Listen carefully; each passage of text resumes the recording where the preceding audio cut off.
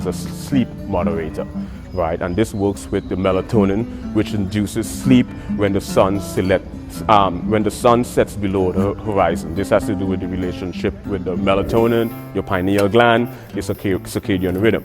When insomnia induced, this can and possibly induce manic episodes.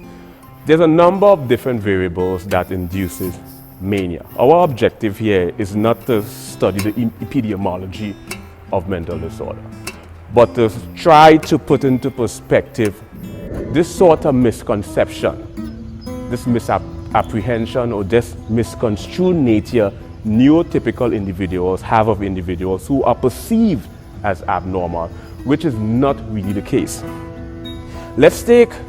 We're going to explore 10 areas. We're going to take a philosophical approach. From a philosophical perspective, we're going to explore areas like existentialism, epistemology, ontology, metaphysics, phenomenology. We're going to explore ideas like solipsism, intersubjectivity, phenomenology. In fact, let's just get into it specifically.